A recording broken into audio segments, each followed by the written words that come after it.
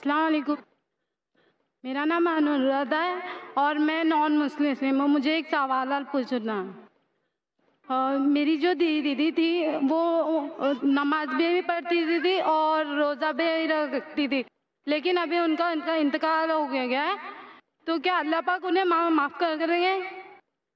آپ نے کہا کہ آپ کی دیدی، آپ کی جو بہن تھی، وہ نماز بھی پڑھتی تھی، روزہ بھی رکھتی تھی، اور مسلم تھی وہ؟ نہیں، ہندو۔ ہندو تھی۔ ہندو تھی تو نماز کس طریقے سے پڑھتی؟ جس طریقے سے اسلام میں پڑھنا چاہتا تھا، یا اسلام کے لیے پڑھتی تھی، پر اس کی شادی نہیں ہو پائی اور وہ اسلام قبول نہیں کر پائے۔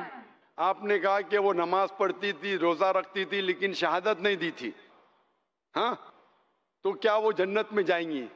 بہن، اسلام میں پبلک میں شہادت دینا فرض نہیں۔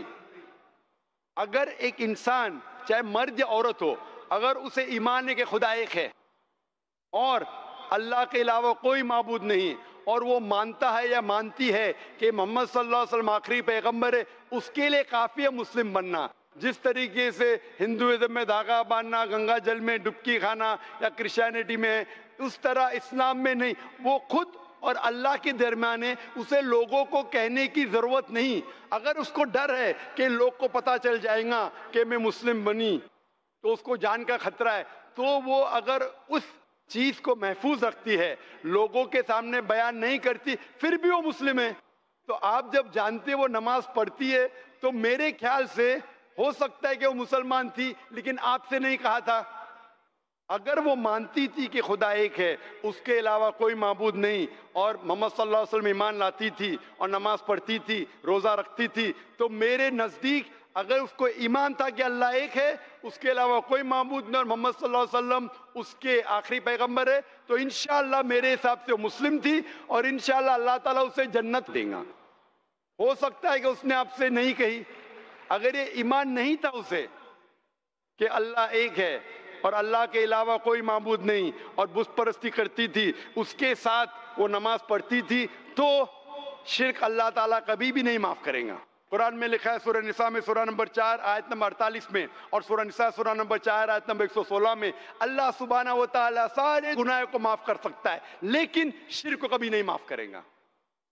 میں آپ کی بہن کو جانتا نہیں ہوں، لیکن سمجھ سکتا ہوں، میرے حساب سے ہو سکتا ہے کہ پرسنٹیج زیادہ ہے، ممکن زیادہ ہے کہ وہ اللہ میں مانتی تھی، اللہ کے رسول میں مانتی تھی، اور اگر وہ اللہ کے رسول میں مانتی تھی اور ایک اللہ میں مانتی تھی، بت پرستی نہیں کرتی تھی، نماز پڑھتی تھی، روزہ رکھتی تھی، تو انشاءاللہ وہ جنت میں جائیں گی۔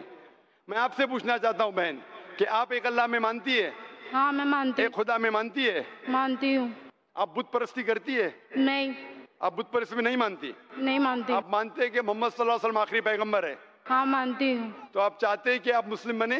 ہاں، میں اسلام قبول کرنا چاہتی ہوں۔ ماشاءاللہ۔ میں پوچھنا چاہتا ہوں آپ سے کہ آپ کو کوئی بھی زبردستی کر رہا ہے اسلام قبول کرنے کے لیے؟ نہیں، میں اپنے دل سے دل سے چاہتی ہے، دماغ سے؟ ہاں۔ کوئی بھی دباؤ، نہیں، مالی دباؤ، نہیں، کوئی پریشر، نہیں، کوئی فزیکل پریشر، نہیں۔ دل سے کرنا چاہتی ہے؟ ہاں، آپ بالغ ہے؟ ہاں۔ ماشاءاللہ، اگر آپ دل سے چاہتی ہے تو کوئی بھی آپ کو روک نہیں سکتا۔ میں انشاءاللہ عربی میں کہوں گا اور آپ اسے دہرائیے۔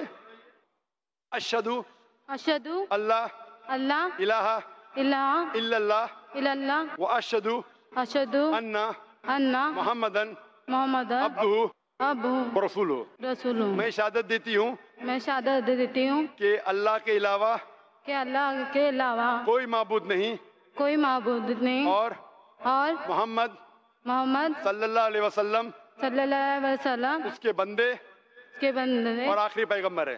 آخری پیغمبر۔ ماشاءاللہ، آپ مسلمان ہو چکی ہے بہن، اور میں دعا کرتا ہوں اللہ سبحانہ و تعالیٰ سے کہ آپ کو بہترین زندگی دے اس دنیا میں آخرت میں، اور آپ کو جنت نصیب فرمائے۔ ہو سکتا ہے جنت میں آپ کی بہن سے ملاقات ہو آپ کی۔